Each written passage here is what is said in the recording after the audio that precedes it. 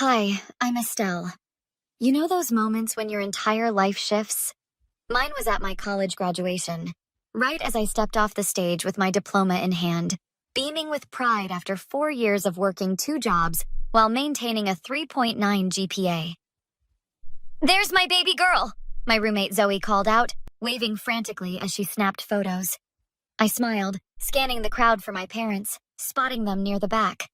Dad's face was twisted into that familiar scowl, Mom beside him with her perpetually anxious smile. "Estelle?" Dad's voice boomed as I approached. What was that pathetic handshake with the dean? Couldn't even look him in the eye properly? I was just nervous, Dad. It's a big day and... The slap came out of nowhere, his palm connecting with my cheek in front of everyone. The sound echoed in my ears as graduates and families around us froze. 4 years of tuition for a liberal arts degree? What a waste. He spat, his voice rising. "You'll be living in our basement until you're 40. Mom let out that high-pitched laugh she always used when Dad lost his temper in public. "Oh, Richard, not here," she whispered, still giggling nervously. "Mrs. Cooper, are you seriously laughing right now?" Zoe stepped between us, her voice shaking with rage. "Mind your business, young lady," Dad growled, pointing a finger in her face. "This is family business." Professor Martinez appeared at my side, her hand on my shoulder. "Everything okay here, Estelle?" "No, everything is not okay," I said, finding my voice. "My father just assaulted me at my college graduation." "Assaulted?" Dad scoffed. "Don't be so dramatic. I've disciplined you your entire life, and look how you turned out anyway." "Richard, please," Mom tugged at his sleeve. "People are staring." "Let them stare," he shouted. "Let them see what a disappointment looks like." "Security is on their way," Professor Martinez said calmly, her phone in hand. My cousin Trent pushed through the crowd. "Uncle Rich, Aunt Helen, what's happening?" "Your cousin is being dramatic, as usual," Mom said with a dismissive wave. "She's always been sensitive." "Sensitive?" I touched my cheek, still stinging. "He hit me in public and you're laughing." "I saw it happen," a woman said, stepping forward. "I have it on video." Dad's face darkened. "Delete that right now, or I'll..." "You'll what?" The woman raised an eyebrow. "Assault me too?" Campus security arrived, led by Officer Wilson, who I knew from my work-study job. "Estelle, you okay?" he asked, concern in his eyes. "No," I said, tears finally breaking free. "I'm not okay." "This is ridiculous," Dad snarled. "We're leaving. Estelle, when you're done with your little tantrum, you know where to find us." "Actually, sir," Officer Wilson said, "I need you to stay right here while we sort this out." "Sort what out? I disciplined my ungrateful daughter." "That's not discipline," Professor Martinez said firmly. "That's assault." "It's been happening my entire life," I said quietly. "This is just the first time it happened in public." "What?" Trent's eyes widened. "Estelle, is that true?" Mom's fake laugh returned. "She's exaggerating. Richard has a temper, but he loves his daughter." "Love doesn't leave bruises, Mrs. Cooper," Zoe said coldly, "or make someone feel worthless." "Estelle," Officer Wilson said gently, "would you like to press charges?" The crowd around us had grown silent, waiting for my answer. 22 years of enduring my father's rage and my mother's enabling flashed through my mind. "Yes," I said finally. "Yes, I would." The week after graduation was a blur of statements and paperwork. I sat across from Detective Reyes in a small room at the police station, still wearing Zoe's oversized sweater like armor. "So, Estelle, I understand this wasn't an isolated incident?" Detective Reyes asked, her pen hovering over her notepad. "No, it's been..." I struggled to find the words. "My entire life, really. Take your time," she said, her voice gentle but firm. "Start wherever feels right." "I have a question first," I said, twisting my graduation ring. "Is there a statute of limitations on child abuse?" "Depends on the state and type of abuse," she replied. "But what happened at your graduation is recent and documented by multiple witnesses. So we're starting there." Zoe squeezed my hand under the table. Tell her about Christmas last year. Christmas. I nodded, the memory flooding back. Dad threw a wine bottle at me because I bought Mom the wrong perfume. It shattered against the wall. Mom told everyone at dinner I'd tripped and dropped it. Were there witnesses besides your mother? My aunt and uncle. They pretended not to see, like always. Detective Reyes nodded, writing something down. And your cousin Trent? Was he there? No, he was traveling that Christmas. That's why he seemed so shocked at graduation. He only saw the good version of my parents. The door opened, and Trent himself walked in, looking uncomfortable. Sorry I'm late, he said, dropping into a chair. Uncle Rich has been calling nonstop, demanding I talk sense into you. And what did you tell him? Zoe asked sharply. I told him I saw what happened with my own eyes, Trent replied, meeting my gaze. Estelle, I had no idea it was like this. All those times you didn't show up for family events. I thought you knew, I whispered. Everyone just pretended it wasn't happening. Not everyone knew, he insisted, but some did. Aunt Grace has photos from when you were 15, with bruises. She kept them in case you ever needed them. What? I felt like I'd been slapped again. She knew and did nothing? She tried talking to your mom once. Aunt Helen threatened to cut her out of the family. Detective Reyes leaned forward. Would your Aunt Grace be willing to share these photos now? She's already on her way, Trent said. Uncle Rich doesn't know. What about your mother, Estelle? Detective Reyes asked. Do you want to press charges against her as well?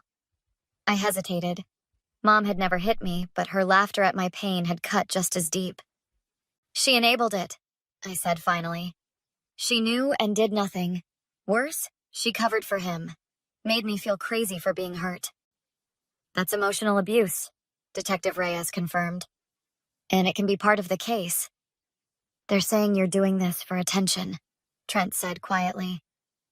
That you're upset about them not paying for grad school? I laughed bitterly. They never paid for anything. I'm drowning in student loans. I pulled your parents' financial records, Detective Reyes said. The tuition payments came from your grandfather's trust. Did you know that?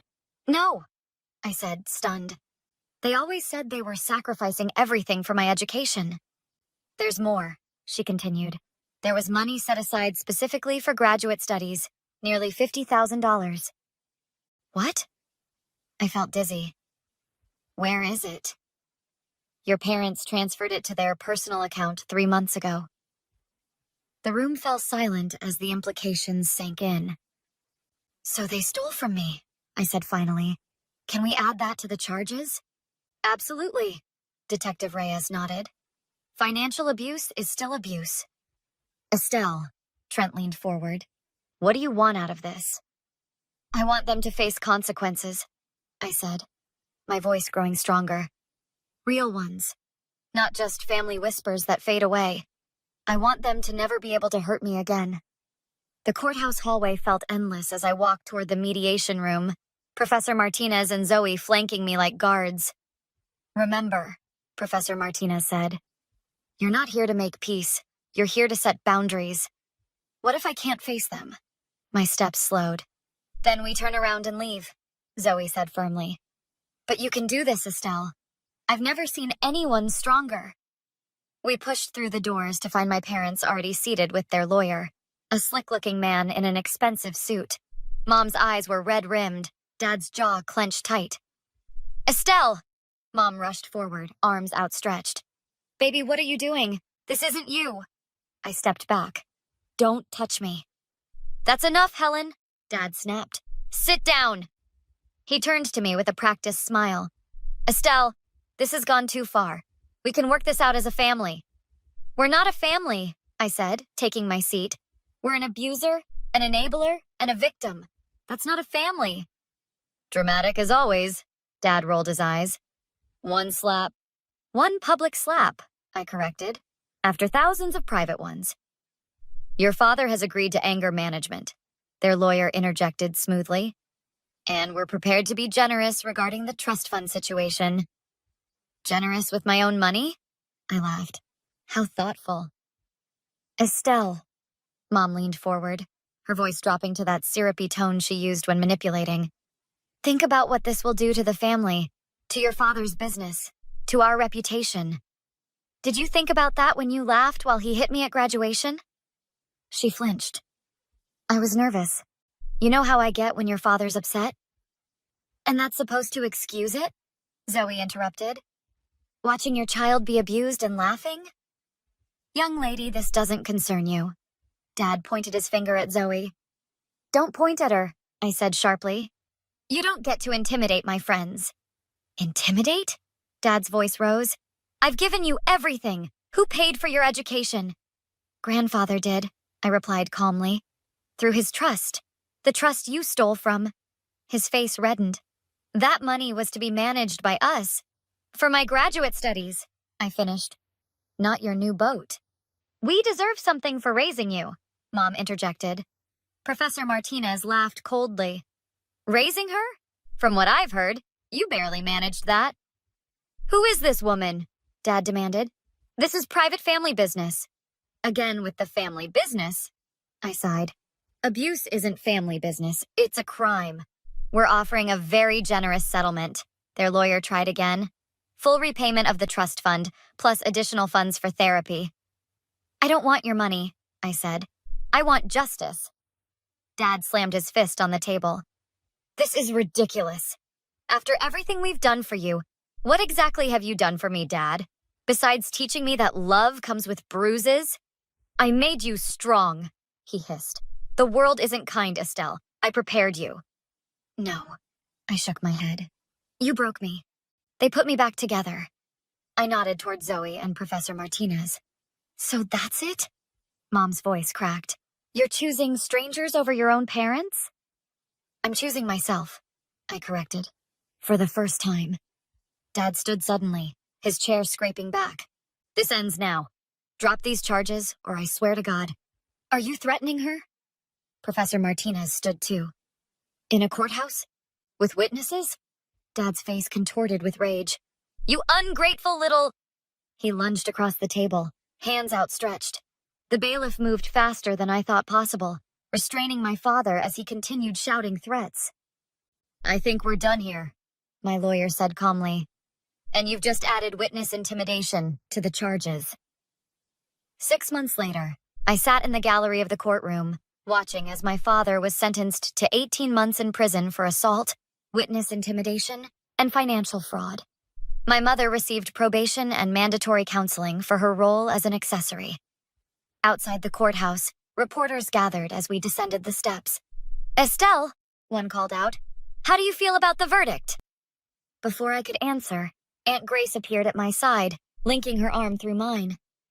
She feels vindicated, Grace said firmly, and she's not alone anymore. Will you be making a statement about domestic violence? Another reporter asked. Actually, yes, I stepped forward. What happened to me wasn't rare or special. It happens in houses that look perfect from the outside, behind closed doors where no one intervenes.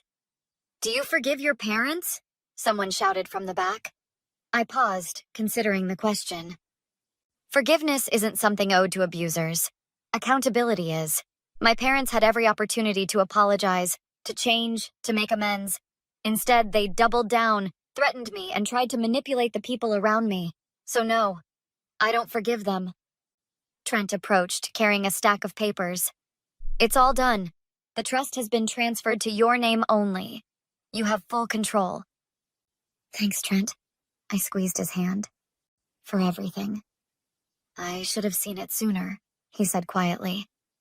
We all should have, Aunt Grace added. But we're here now. Later that evening, our small group gathered at Zoe's apartment.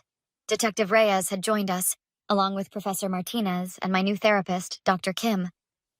To Estelle, Zoe raised her glass. The bravest person I know. I don't feel brave, I admitted. I feel unfinished, like I'm still figuring out who I am without their voices in my head. That's exactly what bravery looks like, Dr. Kim smiled. Continuing the journey even when the path isn't clear. My phone buzzed. A text from Mom. The first contact since the sentencing. Is that her? Detective Reyes asked, noticing my expression. I nodded, reading aloud. I hope someday you'll find it in your heart to understand we only wanted what was best for you. Dad's sorry too, in his way. In his way, Zoe scoffed. What does that even mean? It means he's not sorry at all, I said, putting the phone away without responding. And neither is she. What are your plans now? Professor Martinez asked, changing the subject. Grad school in the fall, I smiled. Psychology, focusing on family trauma, and I'm volunteering at the Domestic Violence Center downtown. Full circle, Detective Reyes nodded approvingly. Not full circle, I corrected. New beginnings. Their chapter in my life is closed. I'm writing my own story now. Trent raised his glass. To new stories. And to the people who help us tell them, I added, looking around at the faces of those who stood by me.